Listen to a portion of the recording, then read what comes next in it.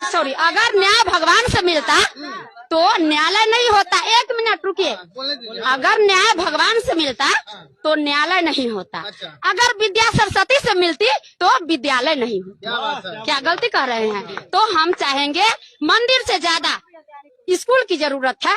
जगह जगह पर सरकार जितना करोड़ों रुपया बेगर कहे सुने मंदिर में खर्चा करते, वह पैसा सरकार हमें कॉलेज स्कूल में खर्चा करे और टीचर के साथ में खर्चा करे।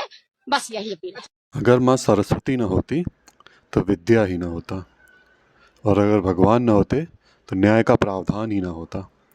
माँ सरस्वती हैं इसीलिए विद्या है और इसीलिए विद्यालय है, और भगवान है इसीलिए न्याय है और इसीलिए न्यायालय है। यदि ईश्वर ना होते तो न्याय का कोई प्रावधान, कोई विधान न होता, और फिर कहीं कोई न्याय न होता, और इंसान जानवरों की तरह जीता। जैसे जानवरों में ही देख लीजिए आप, एक जानवर दूसरे जानवर को मार के खाता है और उनके बीच कोई न्याय होता है? कोई न्याय नहीं है। लेकिन इंसानों में अगर किसी के साथ कुछ गलत होता है तो उसका न्याय है, क्योंकि उसके भगवान है। अगर विश्वास की बात होती है दोस्तों, विश्वास कि अगर किसी के साथ अन्याय हो रहा है तो उसे भरोसा होता है उसके ईश्वर पे कि उसका साथ देगा और वो न्यायालय में जाके उसको न्याय मिलेगा। वो अगर व्यक्ति न्यायालय में भी खड़ा है ना, कटघरे में भी खड़ा है, तो भी वो ईश्वर से ही प्रार्थना कर रहा होता है। अगर आपको ईश्वर से और माँ सरस्वती से इतनी ही परेशानी है ना, तो आप एक काम करिए ना, आपको मैं 2 जगह देता हूँ, आप 2 जगह जाइए। पहला, आप हॉस्पिटल, मल्टी स्पेशलिटी हॉस्पिटल चली जाइए। किसी भी मल्टी स्पेशलिटी हॉस्पिटल, किसी बहुत बड़े मल्टी स्पेशलिटी हॉस्पिटल जाएंगे, आपको पता चल जाएगा।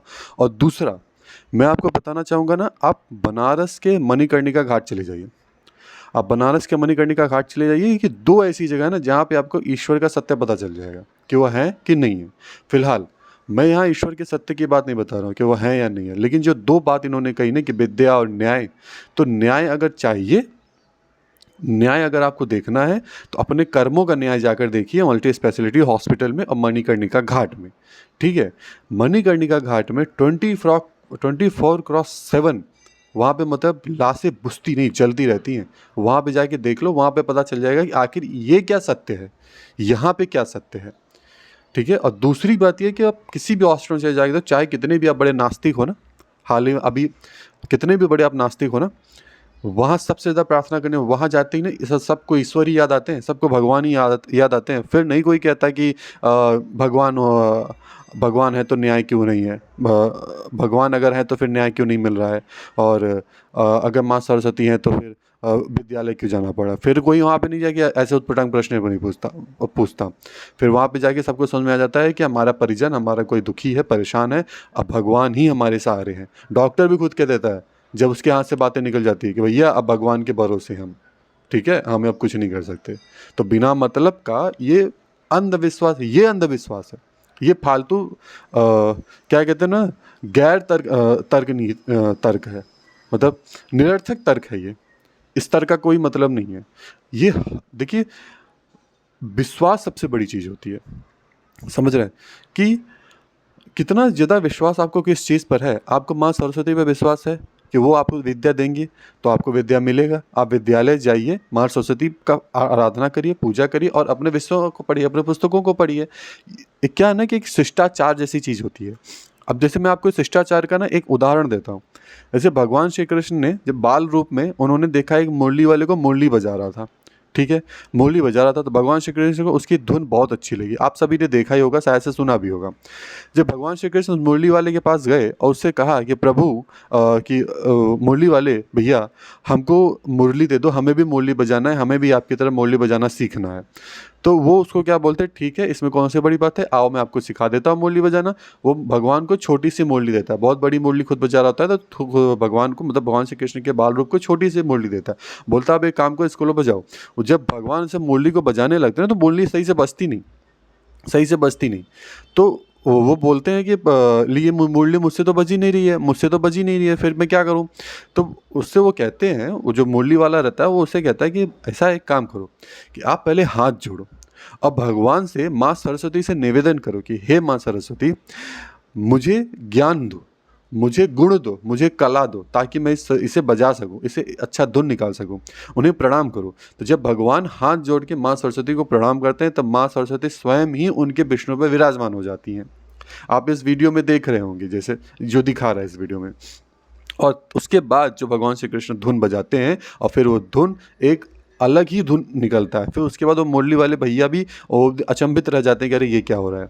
तो ये एक शिष्टाचार होती है कि आप विद्यालय जाओ, विद्यालय में ही विद्या मिलेगी, लेकिन उससे पीछे ना कोई एक वर्कफोर्स है, कोई बैकएंड है उसके पीछे जो उसके पीछे काम कर रहा है। जैसे आप इंजीनियरिंग के अगर आप आईटी सेल में जाके काम करिए या गवर्नमेंट अगर आपकी काम करती है तो उसके बैकएंड में कुछ न कुछ रहता है।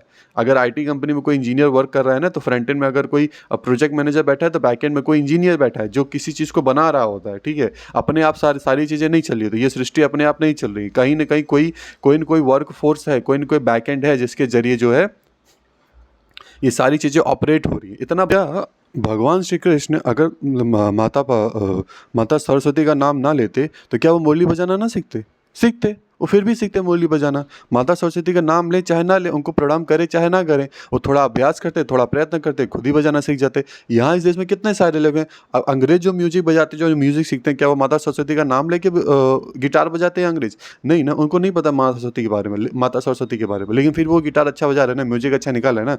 लेकिन ये बात क्या नहीं, ये सिर्फ शिष्टाचार की बात होती है। हमें अपने ईश्वर का नाम लेना है, ये एक शिष्टाचार है। अब शिष्टाचार जैसे देखिए कि आप अपने माता पिता, कुछ लोग अपने माता पिता को अपने भगवान मानते हैं, तो ये क्या, ये उनका शिष्टाचार है, ये उन्होंने ऐसी शिक्षा ली है बचपन से, तो अपने माता पिता को ही अपना भगवान मानते हैं। कुछ लोग भगवान को भगवान मानते हैं, माता पिता के साथ साथ उनको भी भगवान मानते हैं, तो ये उनका शिष्टाचार है, ये उनकी शिक्षा, ये उनका विश्वास है। ठीक है, तो ये बात से विश्वास तक टिकी हुई है। आपके विचार हैं, ठीक है, आपके विचार अपने तक ही रखिए, और जो इस वीडियो में लिखते हैं ना कि हम इसे अवार्ड देंगे, पहले सोचिए समझिए, उसके बाद किसी दूसरे पे कमेंट करिए। ठीक है, उसके बाद फिर बोलिए कि हमें अवार्ड देना है इस लड़के को, नहीं अवार्ड देना है। कोई व्यक्ति कोई अपराध करता है या अपराध नहीं किया है, उसके बावजूद भी वो पकड़ा जाता है, निर्दोष होता है, लेकिन उसके ऊपर गलत इल्ज़ाम होते हैं, उसे न्यायालय लेके जाया जाता है, कटघरे में खड़ा किया जाता है, तो उस वक्त भी वो व्यक्ति भगवान को ही याद कर रहा होता है। उसे उस जज पे भरोसा नहीं है, इंसानों पे भरोसा नहीं है, वो क्या ही कर लेंगे बताओ। अगर भगवान उसके साथ होंगे ना तो वो बच के निकल लेगा। ऐसी बहुत सी कहानियां भी आपने सुनी होंगी कि जो निर्दोष था वो बच गया, तो जो बच गया था वो क्या करेगा, फिर वो यही कहे ना कि भगवान ने मुझे बचा लिया। तो विश्वास होता है, विश्वास बड़ी चीज़ होती है। ठीक है, आप मानो ना मानो ये आपके विचार हैं, आप क्या बोल रहे हो, ठीक है, आपने जो बोला सही बोला, बहुत से लोग आपका समर्थन करेंगे, लेकिन मेरे ख्याल से कि सबसे बड़ी चीज़ विश्वास होती है। आपको ईश्वर पे विश्वास है तो है, सीधी सी बात है, आपको विश्वास है कि ईश्वर है तो ईश्वर है, आपको विश्वास नहीं है कि ईश्वर नहीं है तो नहीं है। बहुत से लोग आस्तिक होते हैं, बहुत से लोग नास्तिक होते हैं। आप नास्तिक हैं तो आप सही, हम आस्तिक हैं तो हम आस्तिक सही। ठीक, ऐसा नहीं है कि आप ईश्वर का नाम नहीं लोगे तो आप कोई चीज़ नहीं कर पाओगे अपने जीवन में, बिल्कुल करोगे, बहुत से लोग करते हैं, लेकिन आपका विश्वास, आप नास्तिक हो, नास्तिक सही। ठीक है, और ऐसा भी नहीं है कि आप निर्दोष हो तो बिना भगवान का नाम ले आपको न्याय नहीं मिलेगा, ऐसा भी नहीं है। ठीक है, यहाँ पर भी आपका विश्वास, लोग डर जाते हैं तो हाथ जोड़ के भगवान से प्रार्थना करने लगते हैं। भगवान क्या है ना कि लोगों का ना ईश्वर पे विश्वास, ऐसा विश्वास है ना, एक उम्मीद है, ईश्वर एक उम्मीद है, भगवान श्री राम क्या है, एक उम्मीद है।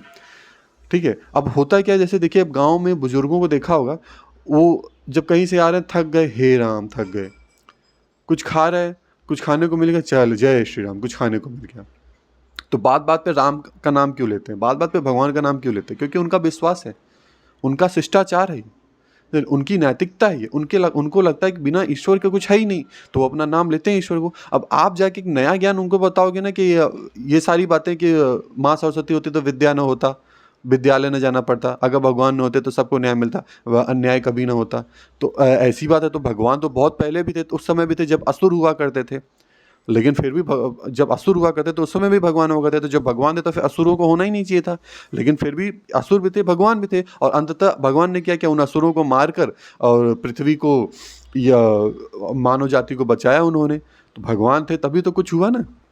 लेकिन अब आप ये कहोगे कि हम क्यों माने कि भगवान है, वो असुर हुआ भी करते थे, वो सब मनगढ़ंत कहानी है। वो आपके विचार, वो आपके विश्वास, आप मत मानो। आप नास्तिक होगे तो नहीं मानोगे। ठीक है, बहुत बहुत धन्यवाद इस वीडियो को देखने के लिए। Thank you.